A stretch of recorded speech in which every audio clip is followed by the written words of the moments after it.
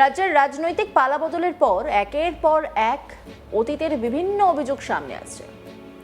দীর্ঘদিন ধরে ন্যায় বিচারের অপেক্ষায় থাকা বহু মানুষ নতুন করে আইনের দ্বারস্থ হচ্ছেন। সেই আবহেই প্রায় 6 বছর আগের এক চাঞ্চল্যকর ঘটনার অভিযোগের ভিত্তিতে গ্রেপ্তার হলেন প্রাক্তন তৃণমূল কাউন্সিলর এবং তাঁর এক সহযোগী। অভিযোগ, অন্তঃসত্ত্বা এক মহিলার ওপর শারীরিক নির্যাতন, প্রাণনাশের হুমকি, রাজনৈতিক প্রতিহিংসার জেরে তার পরিবারের উপর লাগাতার মানসিক চাপ সৃষ্টি করা হয়েছিল।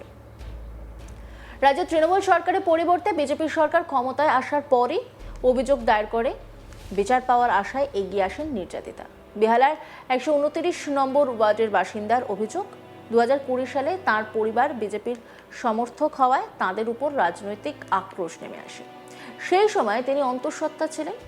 অভিযোগ, তৎকালীন কাউন্সিলর অঞ্জন দাস তার পেটে লাথি মারেন। শুধু তাই নয়, পরিবারের সদস্যদের উদ্দেশ্যে প্রাণনাশের হুমকিও দেওয়া হয়। এই ঘটনার পর থেকে গোটা পরিবার চরম মানসিক আতঙ্কের মধ্যে দিন কাটাতে শুরু করে। নির্যাতিতা মহিলার দাবি, ওই ঘটনার অভিঘাত এতটাই গভীর ছিল যে তার শ্বশুর মারাত্মক মানসিক অবসাদে ভুগতে শুরু করেন। পরিস্থিতি এমন জায়গায় পৌঁছয় যে তিনি নিজেকে শেষ করে দেওয়ার পরিকল্পনা করেন বলে অভিযোগ। দীর্ঘদিন ভয়ের পরিবেশে থাকার কারণে পরিবারটি প্রকাশ্যে অভিযোগ দায়ের করতে পারেনি বলেও দাবি করেন তিনি। নির্যাতিতা মহিলা কি বলছেন শুনব।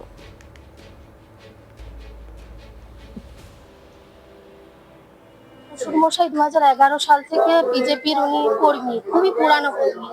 তো 2020-তে আমার বাড়িতে তৃণমূলের গুন্ডাবাহিনী, যাকে এক কথায় বলা হয় আমাদের 129 নম্বর ওয়ার্ডের প্রাক্তন কাউন্সিলর অঞ্জন দাস, তার নেতৃত্বে আছে ভোলা সরকার, আরো অনেকেই আছে, সাঙ্গ পাঙ্গ যারা আছে, হঠাৎ আমাদের বাড়িতে আক্রমণ করে বাঁশের লাঠি, লোহার রড, ধারালো অস্ত্র দিয়ে।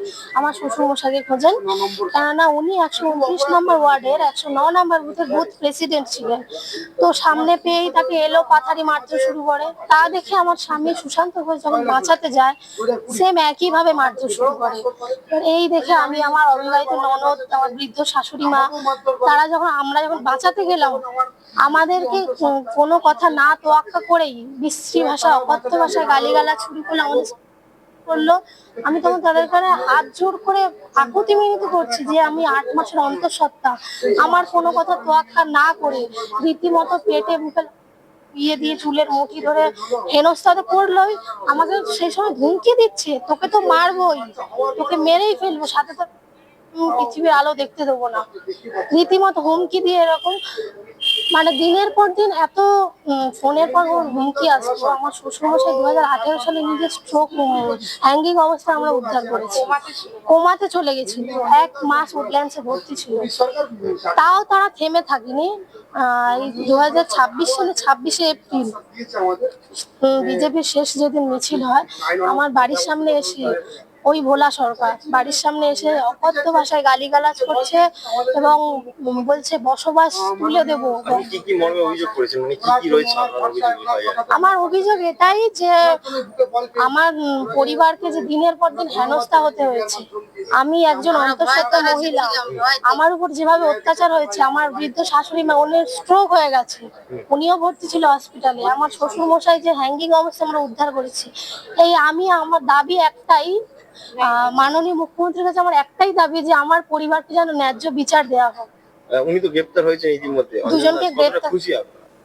খুশি বলতে এখনো অনেকেই আছে, যাদের সবাইকে গ্রেফতার করুক, বিচার পাই, তারপরে খুশি হবে। রাজ্যের সরকার পরিবর্তনের পর নতুন করে সাহস করে পর্ণশ্রী থানায় লিখিত অভিযোগ দায়ের করেন নির্যাতিতা মহিলা। সেই অভিযোগের ভিত্তিতে তদন্ত শুরু করে মহিলা।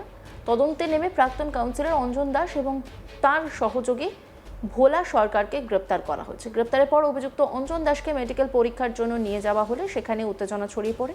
হাসপাতাল চত্বরে উপস্থিত সাধারণ মানুষ এবং বিজেপি কর্মী সমর্থকদের একাংশ তাকে ঘিরে বিক্ষোভ দেখান।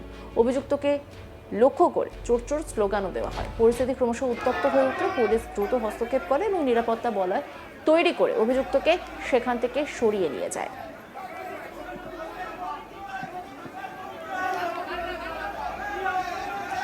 স্থানীয় বাসিন্দা সুরজিৎ সরকার কি বলেছেন শুনে নেব।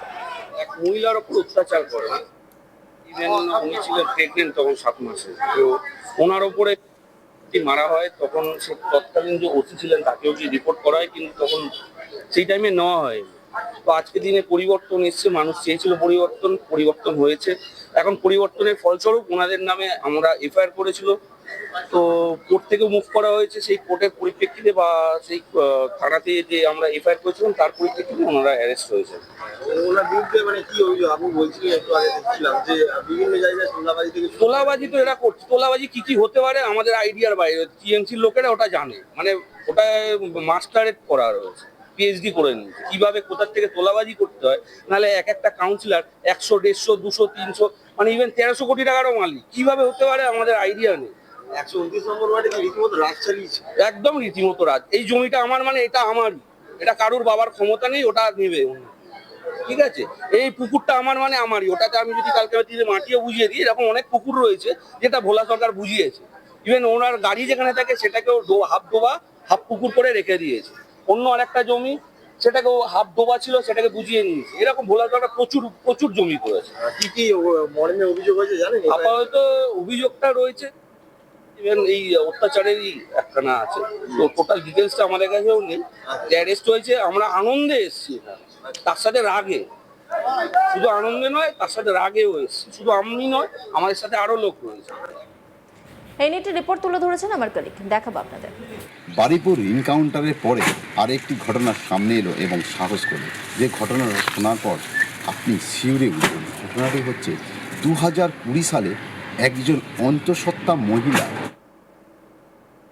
উনি ছিলেন অন্তঃসত্ত্বা সেই সময়, তার লাথি মেরেছিলেন 129 নম্বর ওয়ার্ডের কাউন্সিলর। যে কাউন্সিলর, তার নাম হচ্ছে অঞ্জন দাস এবং তার সহকর্মী ভোলা সরকার। পুলিশ পর্ণশ্রী থানা ওনাকে আটক করে নিয়ে এসেছিল এবং সেই ঘটনাটি 2020 ঘটনা 2026 সালে ওনাকে দেখার জন্য আজকে উৎসাহিত জনতা ভিড় করেছিল। কারণ যে কিছু মানুষ দেখতে এসেছে এই কাউন্সিলরের অত্যাচারে, যে তৃণমূল সাধারণের নিকট অত্যাচার করেছিলেন, এবং কিছু মানুষ খুশিতে এবং কিছু মানুষ এসেছিলেন রাগে। কারণ তার অত্যাচারে যে একটা নজির হয়ে উঠেছিল এই 129 নম্বর ওয়ার্ডে। সাধারণ মানুষ থেকে শুরু করে সেই অন্তঃসত্ত্বা মহিলা, তিনি আজকে নিজে বলছেন সেই সময়কার কালো দিনের কথা, সেই অত্যাচারের কথা। সেই সময় 129 নম্বর ওয়ার্ডে ওনার শ্বশুরমশাই বিজেপি করতেন এবং ওনার শ্বশুরমশাই ছিল বিজেপি ওই ওয়ার্ডের সভাপতি। এইটাই ছিল তার অপরাধ।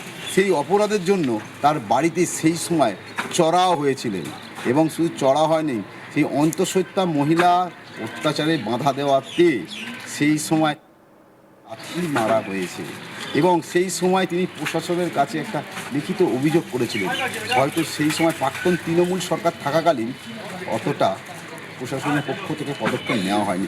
রাজ্যে পালাবদলের পরেই সেই প্রতিকার সামনে এলো। যে অত্যাচার করা হয়েছিল সাধারণ মানুষের, সেই অত্যাচারগুলো ধীরে ধীরে সামনে আসছে। এতদিন পর্যন্ত আমরা দেখেছিলাম তৃণমূলের পার্টি অফিসে পাওয়া যেত তিরপল এবং আরও অসংখ্য খারাপ জিনিস। অন্যান্য খবরে আপডেটের জন্য অবশ্যই নজর রাখুন আজ তাক বাংলার ইউটিউব স্ট্রিমিংয়ে। লাইক, কমেন্ট, শেয়ার এবং সাবস্ক্রাইব করতে ভুলবেন না।